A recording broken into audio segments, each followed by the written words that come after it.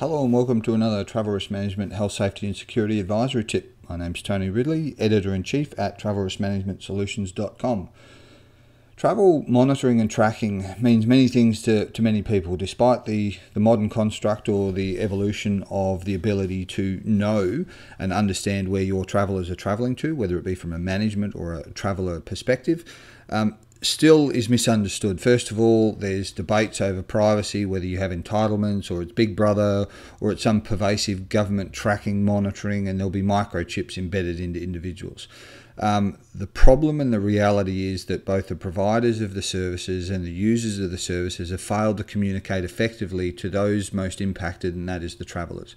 So, of course, most of them have a healthy aversion to the concept and notion that they're being tracked every second of every day, nor do they understand in many instances why that may be a requirement or why it's for their benefit.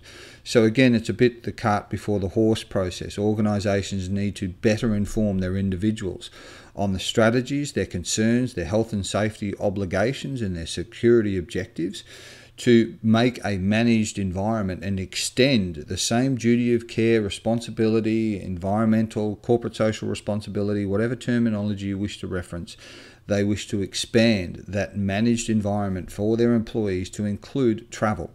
Now, it's not something where they will be embedded with a microchip. It is a number of options. Those options are typically commensurate or proportional to the concerns and the processes in order to make travel more efficient, profitable and safer. So from an efficiency and productivity perspective, it's a great insight into organisations who for many years simply made bookings and then were not able to identify their cost, expenditure and outlays until the reconciliation of financial submissions much further on down the path. So unfortunately, travel is a multi-siloed discipline still, which means that finance and HR and security and safety and travel managers and so on still don't communicate very well, and they don't have universal access. So therefore, travel monitoring and tracking can be a great way for organisations to identify where there are opportunities for efficiencies, both from productivity, financial aspects, as well as ensure that the individuals are managed to make sure, much like an airport has air traffic control to make sure that the right planes and the right takeoff and landing sequences are taking place. Monitoring and tracking for travellers is often an extension or a process of that. And decision-making, real-time decision-making can be made. If an individual's missed a flight because of the delay, then someone else can be rerouted and apportioned to that particular meeting or engagement or conference or whatever the case may be. But unfortunately, most organisations don't use systems like that either.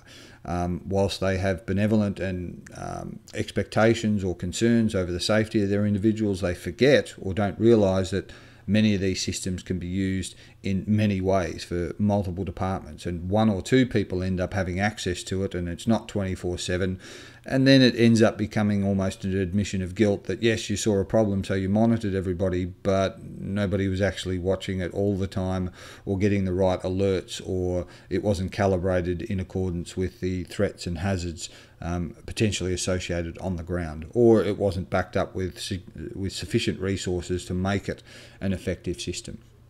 So monitoring and tracking itself as an individual solution is just one of many options in the travel risk management spectrum. However, it does impact and benefit multiple individuals and departments.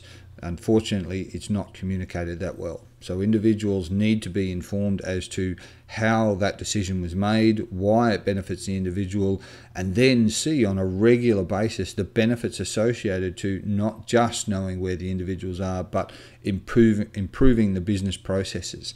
And therefore you get far better opt-in, buy-in, acceptance and so on. If you do use it for the pure purpose of spying on individuals or thinking that you can know every second of every day, then you deserve the results that you will get, and that is that the phones, the tracking devices, the systems and all sorts of things will not be updated, or they will be deliberately circumvented by your employees because they don't like the idea of not being asked or engaged, or that somebody is constantly watching them for whatever reason.